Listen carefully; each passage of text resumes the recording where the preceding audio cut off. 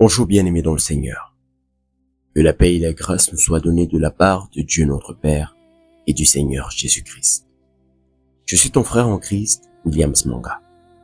Cette semaine, nous apprenons à espérer et à persévérer. Ce vendredi 19 juin 2026, nous terminons en parlant de la couronne promise. Pourquoi fixer notre regard sur la récompense éternelle nous donne justement la force de tenir jusqu'au bout.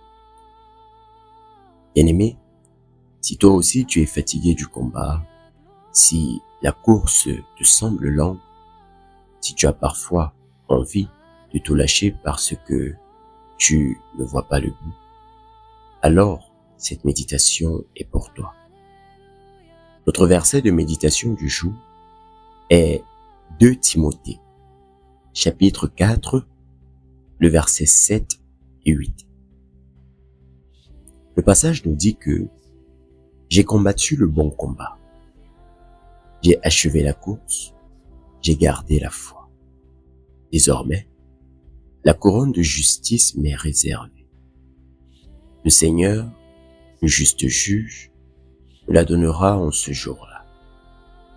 Et non seulement à moi, mais encore à tous ceux qui auront aimé son avènement. » Bien-aimés, avant de comprendre ce que ce verset signifie pour nous aujourd'hui, rappelons tout d'abord le contexte. Paul écrit cette lettre à son jeune disciple Timothée. C'est l'un de ses derniers écrits. Il est en prison, il sait qu'il va bientôt mourir. Et il ne se plaint pas.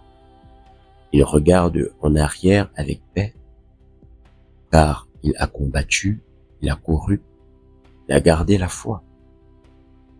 Et il regarde en avant avec espérance, en voyant une couronne, cette couronne qui l'attend.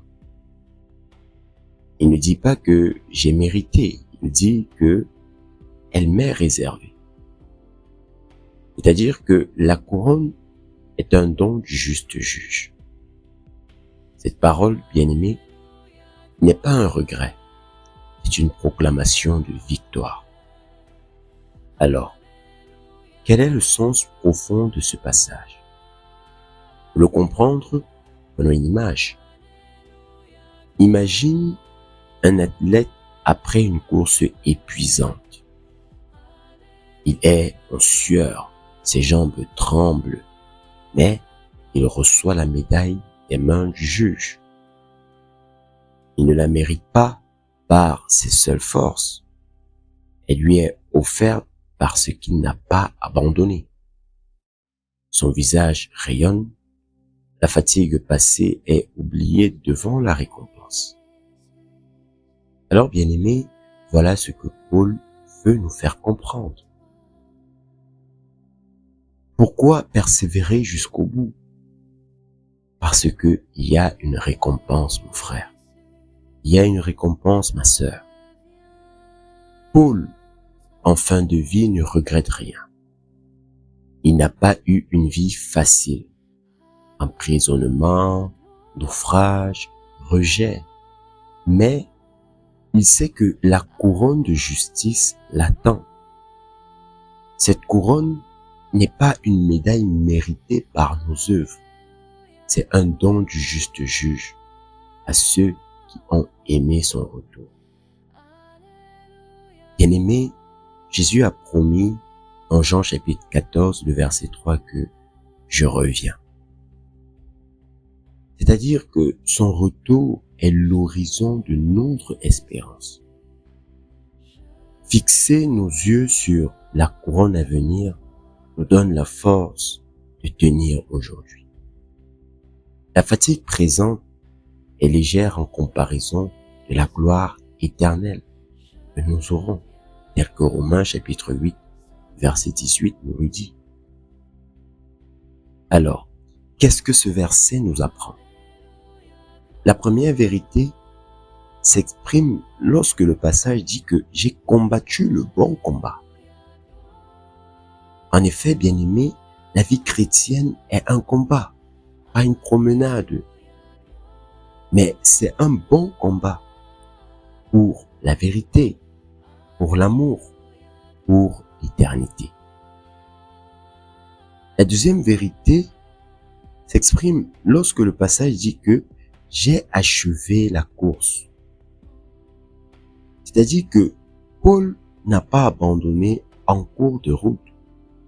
Il a tenu jusqu'à la fin, malgré les difficultés. Et la troisième vérité, c'est lorsque le passage dit que la couronne de justice m'est réservée. Bien-aimé, cette couronne n'est pas gagnée par nos performances, mais elle est offerte par grâce à ceux qui ont persévéré dans la foi. Elle est réservée, préparée, certaine pour ceux qui aiment l'avènement du Seigneur. Cependant, il faut le dire, il y a deux pièges que ce verset présente que nous devons absolument éviter. Le premier piège, c'est de croire que la récompense est un salaire mérité. Non, Paul ne dit pas que j'ai gagné. Il dit, elle m'est réservée. C'est-à-dire que la couronne est un don de la grâce, pas un paiement de nos efforts. Le deuxième piège que ce verset exprime, c'est de se concentrer sur la récompense au point d'oublier celui qui la donne. Bien-aimé, la récompense ultime n'est pas la couronne, mais la présence de Jésus-Christ. L'avoir avec lui pour toujours est la vraie joie. La couronne n'est que le symbole de cette présence. Alors, comment pouvons-nous fixer le regard sur la récompense aujourd'hui? Voyons cela, bien-aimés, en 4 étapes concrètes. Dans la première étape, relève un combat que tu as mené fidèlement dans le passé, même petit, et reviens dessus, repense à ça, et remercie Dieu pour la force qu'il t'a donnée dans ce combat-là.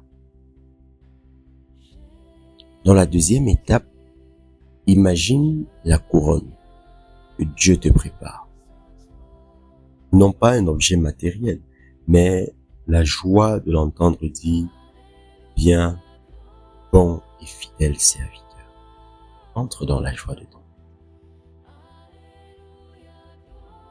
Dans la troisième étape, bien-aimé, offre à Dieu une fatigue ou une lassitude actuelle. Dis-lui, Seigneur, je place cette lassitude dans ton regard en attendant la couronne. Dans la quatrième étape, déclare que j'ai combattu, je combats et je combattrai. La couronne de justice m'attend. Alors je cours pour l'éternité. Bien-aimé, tu sais, si tu mets cet enseignement en pratique, 3 aspects de ta vie vont être transformés. Le premier aspect, déjà, c'est quand la fatigue menace de nous faire abandonner. On verra que, au lieu de lâcher prise, nous nous rappellerons que la ligne d'arrivée est proche. La fatigue est réelle, c'est vrai, mais faut le savoir, la récompense est éternelle. Concrètement, bien-aimé, quand tu te sens fatigué de prier, de servir, de lutter, dis à Dieu que Seigneur, je continue pour la couronne. Donne-moi la force d'un dernier effort. Le deuxième domaine, c'est quand nous comparons notre chemin à celui des autres. Que ferons-nous? On verra que au lieu de nous décourager, nous nous souviendrons que chacun reçoit sa couronne selon sa course. Ce n'est pas une compétition, bien-aimé, c'est un don de Dieu. Donc concrètement, ne regarde pas ce que Dieu fait dans la vie des autres. Regarde ta propre course. Dieu te jugera sur ta fidélité à toi, pas sur leurs résultats. Donc c'est très important à comprendre. Et le troisième domaine, c'est quand nous verrons un frère fatigué. Que ferons-nous? On verra que, au lieu de le laisser s'éteindre, nous lui rappellerons la couronne qui l'attend. Nous prierons avec lui pour qu'il tienne bon.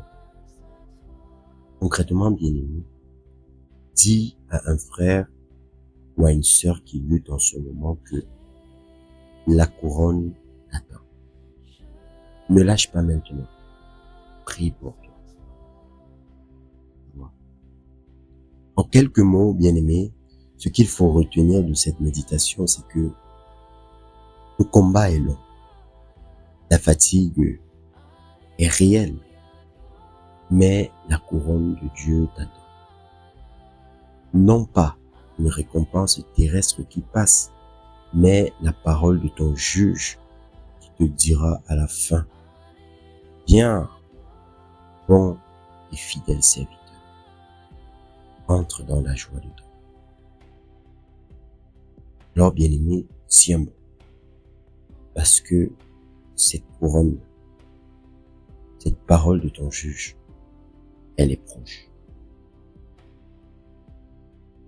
Bien-aimé, si cette méditation t'a aidé à reprendre courage, partage ton témoignage en commentaire. Cela encouragera d'autres personnes qui luttent pour tenir jusqu'au bout. Mais aussi, rejoins notre groupe de suivi actif chaque jour dans la présence de Dieu sur WhatsApp. Dans ce groupe, bien-aimés, nous courons ensemble vers la couronne. Tous les liens sont en description. Ne manque pas cette opportunité. Alors que nous arrivons au terme donc de cette méditation, prions ensemble afin de présenter à Dieu notre course, de lui montrer ô combien nous attendons avec espérance cette couronne qui nous a promis. Nous prions. Adorable Père céleste, nous venons à toi dans le nom puissant et souverain de Jésus-Christ. Merci Seigneur Jésus d'avoir combattu le bon combat jusqu'au bout, d'avoir achevé la course et gardé la foi. Donne-nous la même persévérance. Nous te présentons notre fatigue dans les différents domaines que nous vivons. Nous ne lâchons pas. Nous attendons la couronne de justice, non par nos mérites et par ta grâce. Alors, Seigneur, viens. Viens bientôt, tel que tu nous l'as promis. En attendant, nous courons, nous combattons, et nous gardons la foi. Dans le nom puissant et souverain de Jésus-Christ. Amen.